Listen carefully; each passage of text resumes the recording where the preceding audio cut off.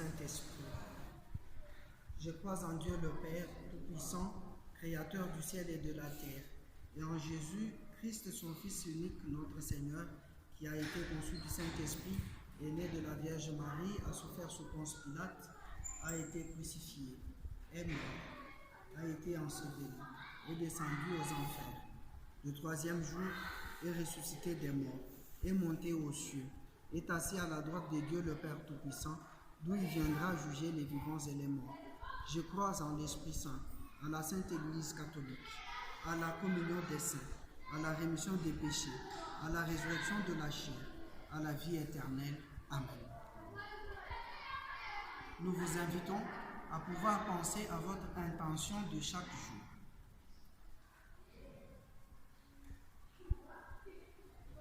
La quatrième intention donc. Prions. Mon Seigneur, je te loue pour cette belle journée. Je sais que derrière chaque problème se cache une bénédiction. Mon cœur gémit en faisant face à ce nouveau jour. Je vous demande, mon Seigneur, de me permettre d'avoir du courage et de l'espoir.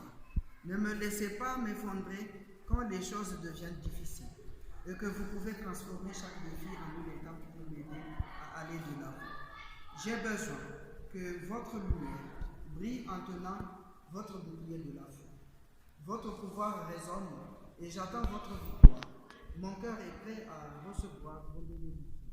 Avec vous, il y a une victoire et je vous fais confiance. Amen.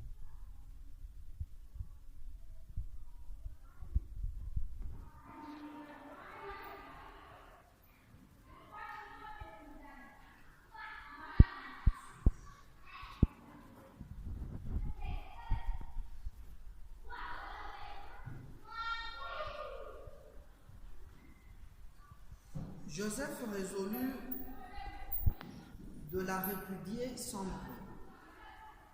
Il avait formé ce dessein quand l'ange du Seigneur lui apparut en songe. Matthieu 1er chapitre, 19e verset. Saint Joseph, ton silence était voulu et désiré. Ce grand silence t'a permis d'écouter la voix de Dieu qui te parlait en te guidant toujours et partout. Tu étais un homme de prière et de recueillement. Ton âme s'entretenait dans les plus saintes pensées. Ton cœur laissait monter vers le ciel les soupirs les plus ardents. Ton amour, pour être caché, n'en était que plus vif.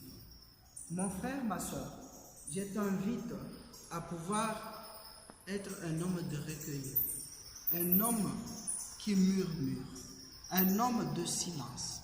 Il arrive que le bruit que tu fais à cause de la souffrance qui t'accable puisse t'éloigner du message du Seigneur caché derrière cette détresse. Il arrive que ton agitation t'évite et t'éloigne de rencontrer Jésus lorsque tu es dans la douleur. Je t'invite à ce silence à chaque moment que tu es dans la détresse. Je t'invite à ce calme, à cette patience à chaque moment que le monde tente de t'agacer, de te troubler. Prions. Saint Joseph, devant l'Annonciation, tu te mets à l'école de l'acceptation d'une solitude humaine totale pour vivre finalement avec Marie.